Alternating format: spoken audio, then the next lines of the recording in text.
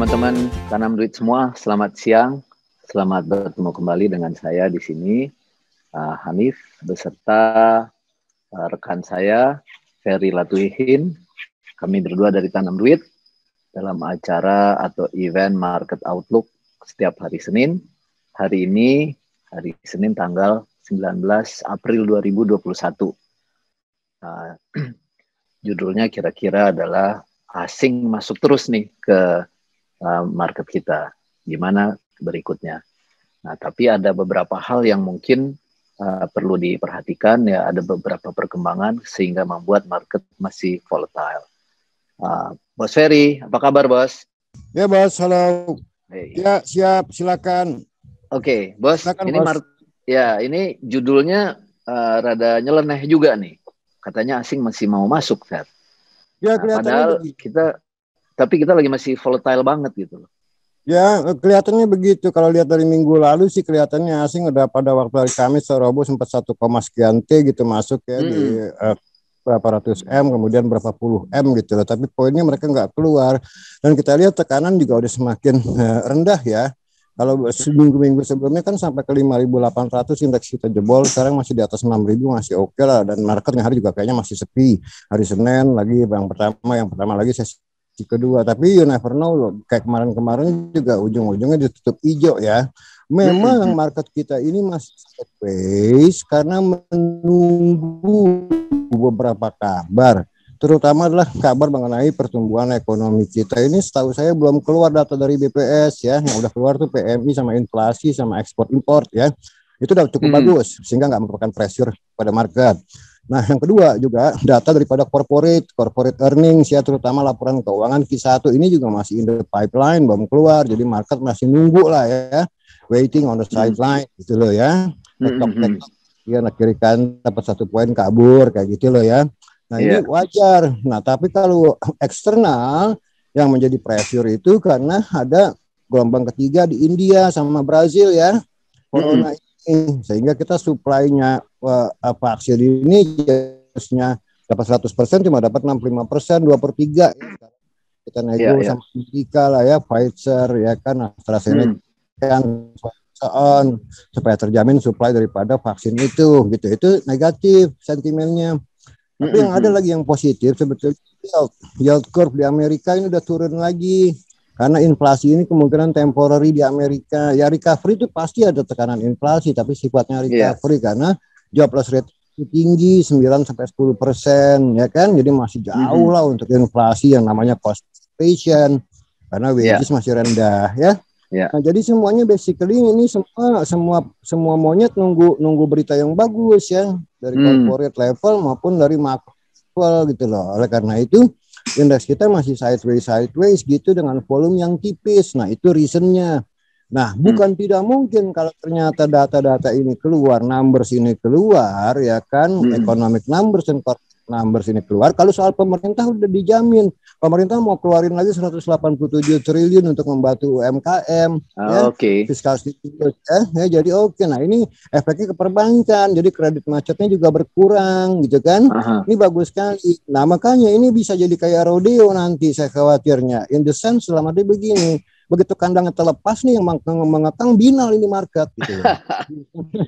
Bisa ngajir kemana-mana gitu loh. Dan itu udah sering kali terjadi baik di kota besar maupun di desa-desa. Fer, tapi kalau misalnya kita vaksinnya nggak kurang, Fer ya, let's say misalnya tetap terpenuhi, tapi di luar negeri itu masih terjadi kenaikan kasus COVID atau third wave, berkurang, tekanannya pasti berkurang. Tekanannya berkurang. Pasti berkurang kan? Karena yang paling penting adalah nih kita di domestik dapat suntikan vaksin yang benar gitu loh untuk mengamankan ekonomi kita gitu loh. Itu aja gitu loh. Pasti berkurang. Misalnya begini, si Budi Sadikin berhasil menego Pfizer di Amerika sana, lantas dapat supply kan, terjamin itu bisa indeks bisa langsung juga jingkrak itu. Ya? Segitu sangat berpengaruh ya berita ini. Pasti bos, orang masih ada histeresis namanya ya, masih ada sisa-sisa ketakutan dari munculnya COVID. Iya, Apakah itu nanti juga akan diikuti dengan menguatnya rupiah ya terhadap US dollar, Fer? Sekarang kan di level 14.600-an. Bisa, kalau secara equilibrium, kembali lagi saya ngomong, saya yakin secara equilibrium itu maksudnya begini, perbedaan fundamental antara ekonomi Amerika dan dengan negara lain, dalam kasus lain dengan rupiah, saya yakin equilibrium titiknya itu 13.500, 13.600 dalam jangka panjang. Dalam jangka pendek memang bisa terjadi overshooting, dan itu kita lihat di tahun-tahun sebelumnya. Wow. 13.500 itu apa enggak terlalu ambisius ya, Fer? Enggak. Karena kembali lagi kalau ngomong soal fundamental, kita jangka panjang jauh lebih kinclong daripada negara-negara maju, Bos. Amerika sulit untuk tumbuh di atas 2%, Bos, setelah recovery ini. Ya, karena apa? Aging population. Yang kedua adalah huge debt overhang, utangnya tinggi sekali. Yang ketiga, kembali lagi masalah total factor productivity yang zero. Mereka tergantung inovasi teknologi, Bos. Inovasi teknologi kan nggak setiap hari. Ya kan? Okay. Nah, kalau kita ini karena buruh yang rendah, ya kan, kita masih sektor manufacturing, kita masih bisa meledak, ya kan, kalau mereka kan udah servis semua. 70% jadi mereka tuh servis, Bos. Ya, jadi kebutuhan-kebutuhan primer sekundernya mereka udah terpenuhi ya. Udah, mereka yang tergantung teknologi gitu loh. Iya. Kan teknologi nggak tiap hari gitu loh. Ya, oke. Nah,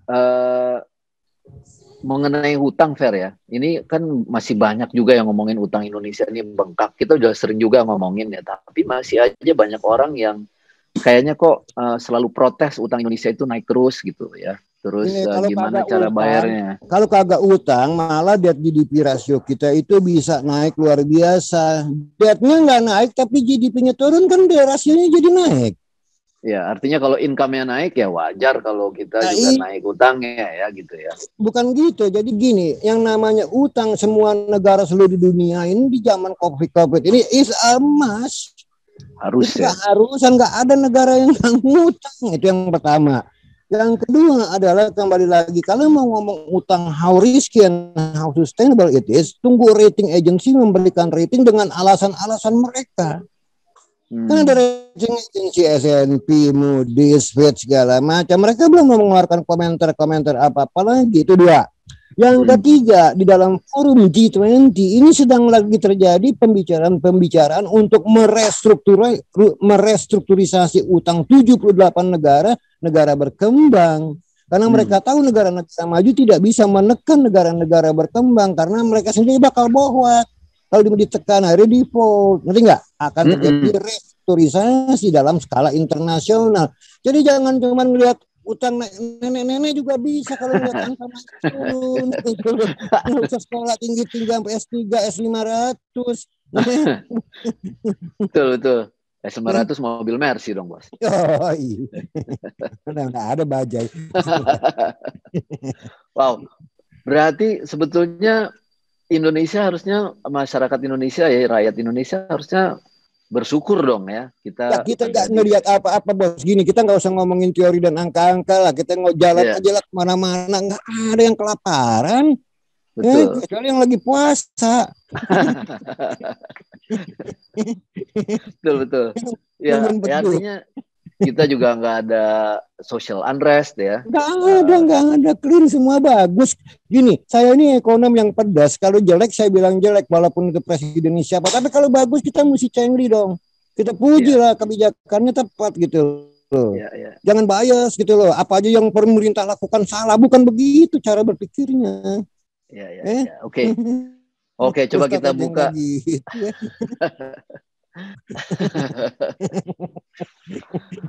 Aduh. Oke, fair. Nah, terus kita kan PMI udah naik ya. Ekspor impor kita juga surplus ya.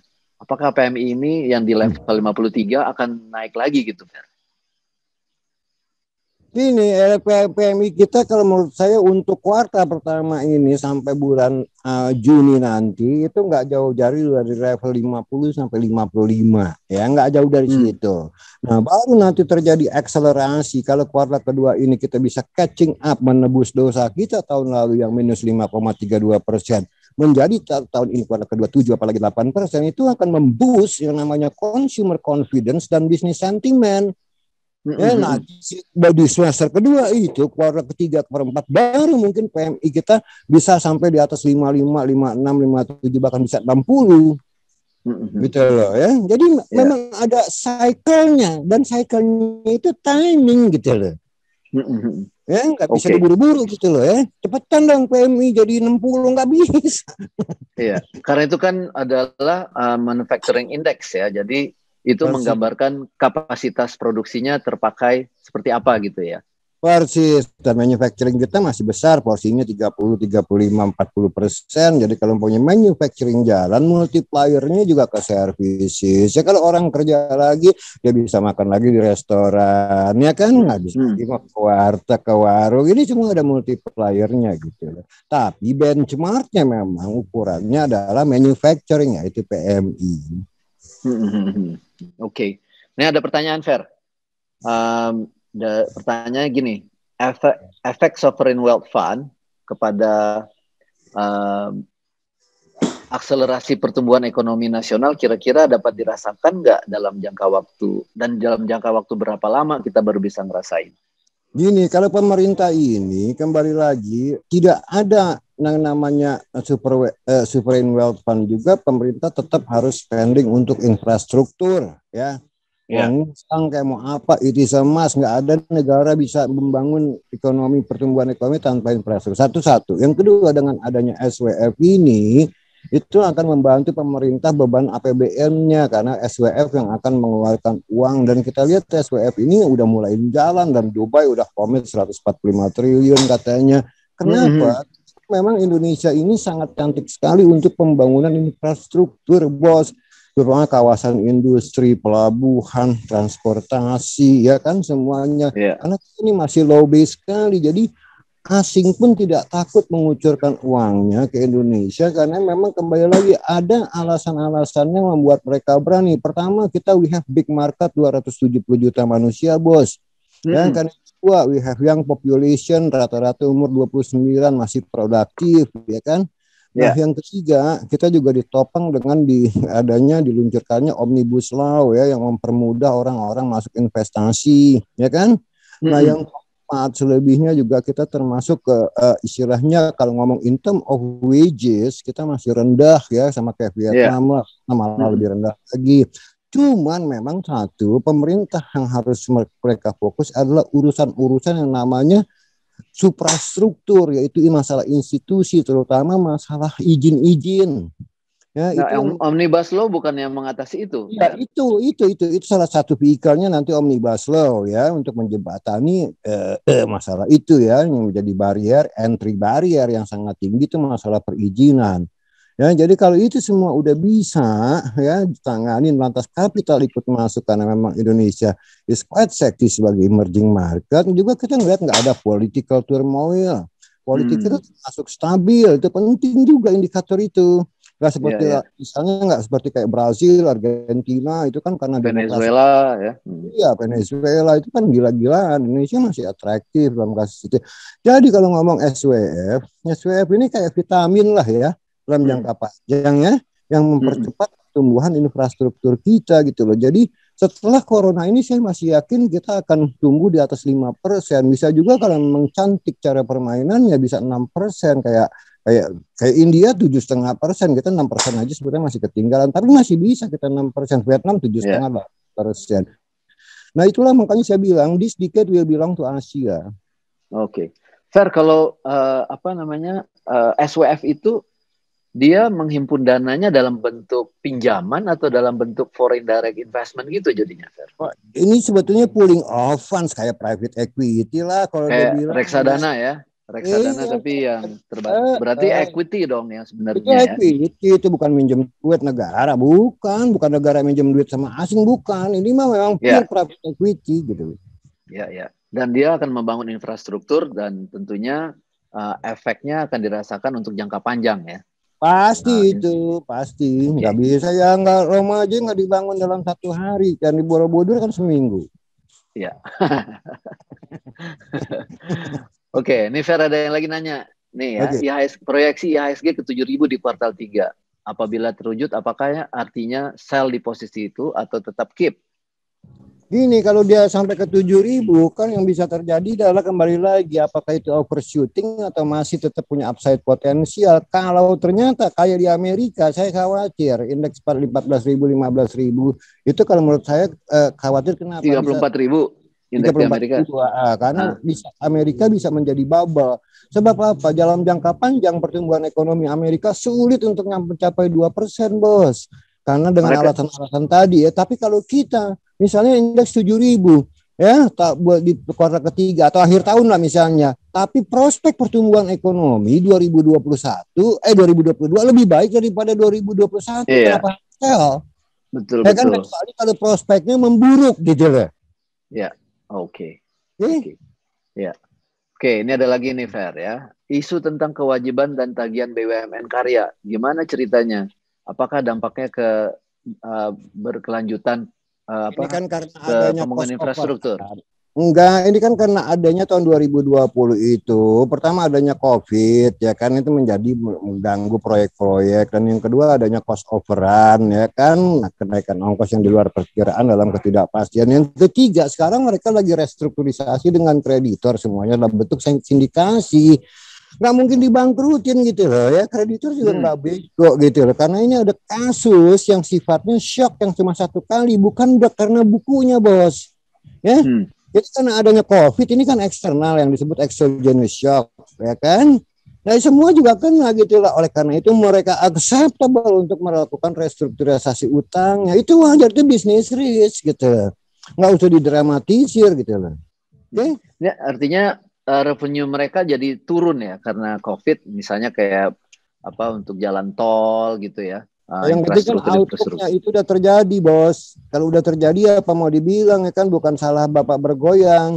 Ya, jadi yang itu karena apa yang udah terjadi sekarang, yang penting dalam bermain aset atau saham itu outlook ke depan bagaimana, mereka akan go bankrupt atau akan bangkit lagi kan gitu. Tapi ini kayaknya ditiup-tiupin jadi masalah besar gitu Fer untuk yang BUMN karya ini. Apakah mereka akan survive atau gimana Fer? Akan survive, Bos. Yang namanya karya-karya itu nggak mungkin they let them die, itu nggak mungkin gitu loh, dan kreditornya juga nggak mungkin let them die gitu, duitnya hilang dong. Yeah. Oh ya. Iya betul. Oke. Make sense. Nah ini ada lagi pertanyaan nih dari Andi ya. Efek Lebaran 2021 ini seperti apa terhadap IHSG? Lebaran kan tiap tahun, jadi nggak usah. Kalau Lebaran, kadang-kadang Lebaran, kadang-kadang enggak. Itu itu udah rutin. Kayaknya ya kalaupun ada impact-nya cuma sebentar ya. Ya nggak sistemik lah. Nggak sistemik ya. Apakah indeksnya akan naik atau gimana Fer? Karena orang banyak belanja. Tapi sekarang juga ada pembatasan orang-orang nggak boleh mudik ya tanggal 6 sampai 17 Mei, itu mungkin jadi ada pengaruhnya juga ya Fer? Ya pasti karena nggak boleh mudik kan akhirnya spending terkungkung ya, spending ya kan, tercekal spendingnya, berarti kan ekonomi juga tercekal pertumbuhannya karena spending. Tapi ini kecil sekali gitu loh, nggak pantas. Sebab apa? Duit yang tercekal tadi satu saat tomorrow bakal keluar lagi gitu. Orang Indonesia orang Indonesia itu satu, Bos, nggak tahan kalau pegang duit. Iya benar. Pengennya selalu belanja terus ya. Apa aja dibelanjain gitu. Iya benar.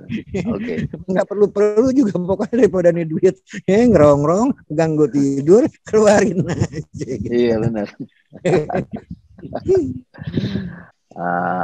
Market outlook kita mudah-mudahan ini bermanfaat. Tapi sebelumnya kita dengar dulu nih closing remark dari Ferry.